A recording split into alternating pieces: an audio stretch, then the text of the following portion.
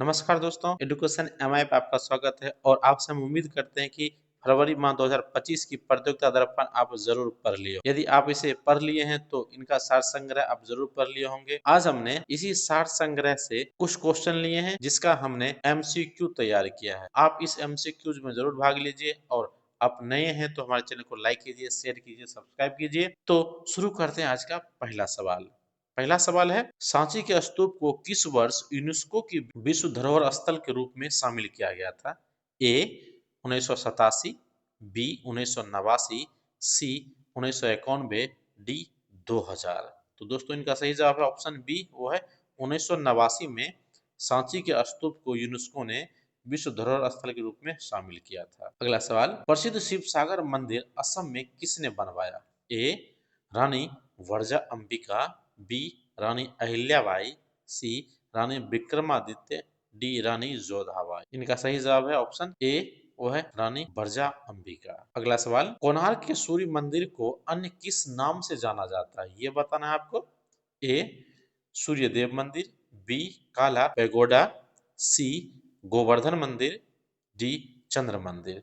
तो दोस्तों इनका सही जवाब है ऑप्शन बी, उसे काला पैगोडा भी कहते हैं। अगला सवाल देखते हैं, एलोरा की गुफाएं किस धर्म से संबंधित है? ये बताना है आपको।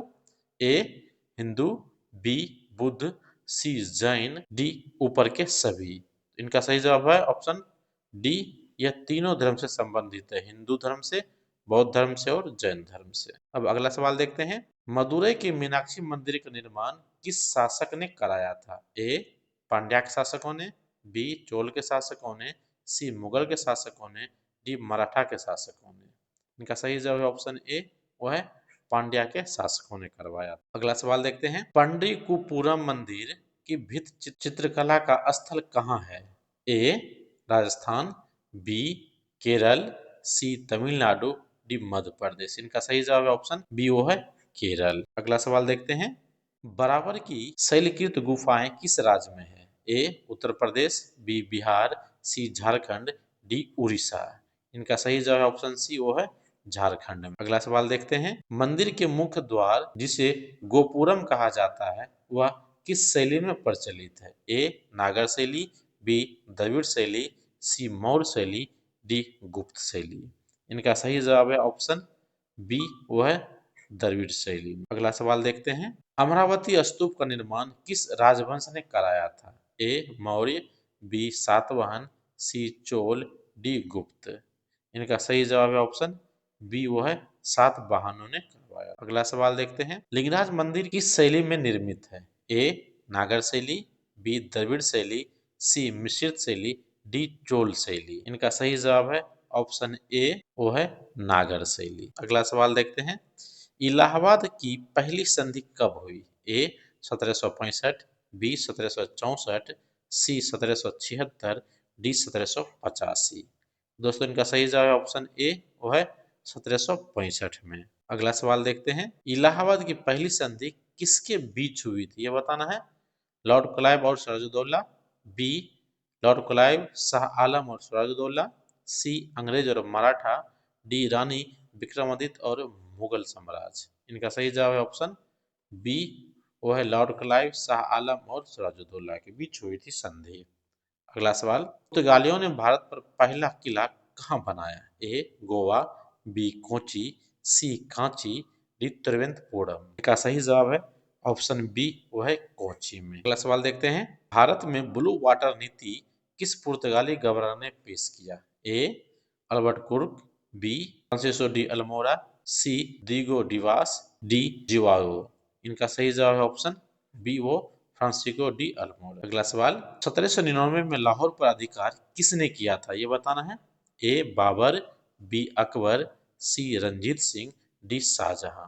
इनका सही जवाब ऑप्शन सी, वो है रंजीत सिंह ने। अगला सवाल देखते हैं, लॉर्ड डलहौजी ने पंजाब पर शासन करने के लिए इन लोगों की परिषद का गठन कब किया? ए 1849, बी 1851, सी 1862, डी 1870।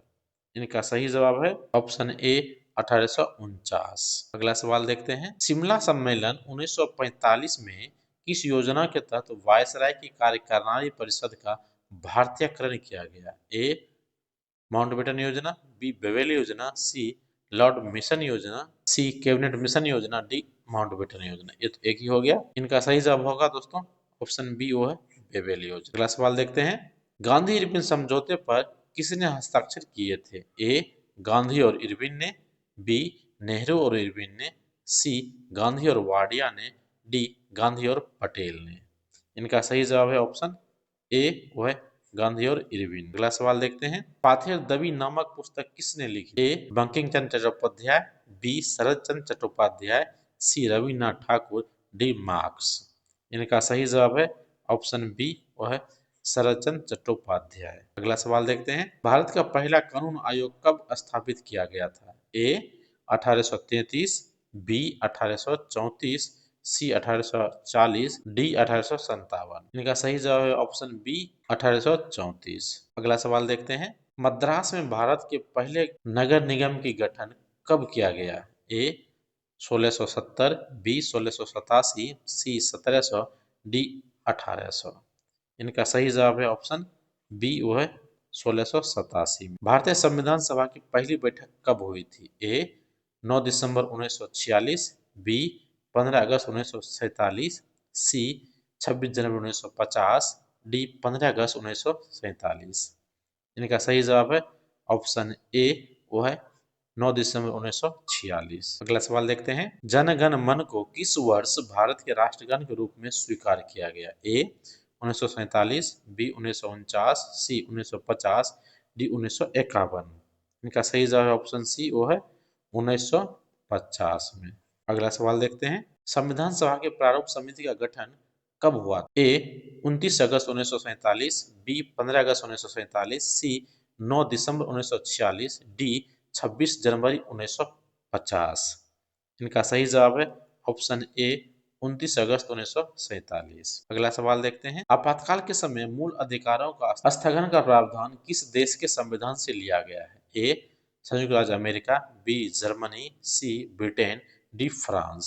इनका सही जवाब है ऑप्शन बी, वो है जर्मनी से लिया गया है। अगला सवाल देखते हैं, प्रस्तावना की भाषा समवर्ती सूची प्रावधान केंद्र और राज्य के बीच संबंध तथा शक्तियों का मनोनयन किस देश के संविधान से लिया गया है? A Britain, B Australia, C America, D Germany.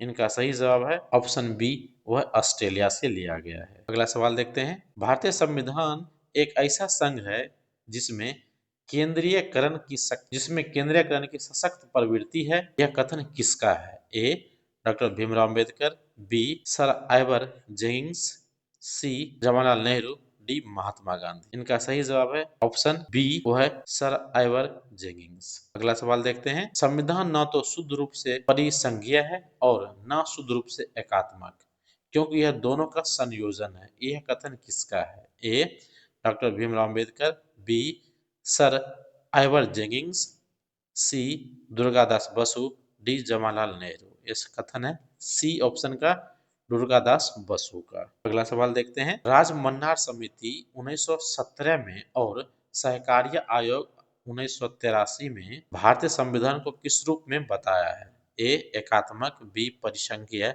सी मिश्रित, डी प्रगतिशील।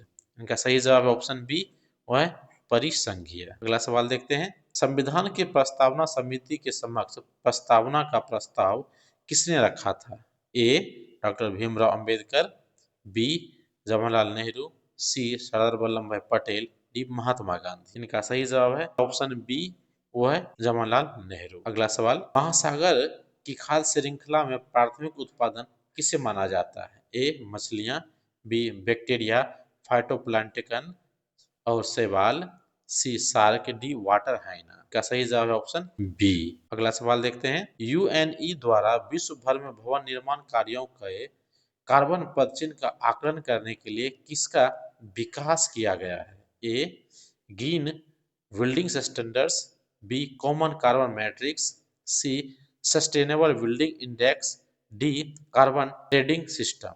इनका सही जवाब है ऑप्शन बी, वह है कॉमन कार्बन मैट्रिक्स। अगला सवाल देखते हैं, यदि किसी विशेष पौधे की प्रजाति की खेती के लिए लाइसेंस की आवश्यकता होती है तो उसे किस अनुसूची में रखना चाहिए? ए अनुसूची 1, बी अनुसूची 6, सी अनुसूची 3, डी अनुसूची 4। इनका सही जवाब है ऑप्शन बी, वो है अनुसूची 6 में रखना चाहिए। अगला सवाल, WHO वायु दिशा निर्देश के अनुसार हवा में अत्यधिक ओजोन की मात्रा किस रोग के कारण बन सकती है? ए कर्करोग, बी अस्थमा, सी हृदय रोग, डी उच्च रक्तचाप। इनका सही जवाब है ऑप्शन बी, वो है अस्थमा। अगला सवाल, वायु में नाइट्रोजन ऑक्साइड और सल्फर डाइऑक्साइड की अधिकता किसके कारण बनती है? ए धुआं, बी अम्लीय वर्षा, सी ग्रीन हाउस प्रभाव, डी ओजोन परत पतन। इनका सही जवाब ऑप्शन बी, वो है अम्लीय वर्षा। आशा करते हैं यह वीडियो आपको अच्छा लगा होगा और कल हम इसका आगे का हिस्सा लाएंगे, तो कल का भी वीडियो जरूर देखिएगा।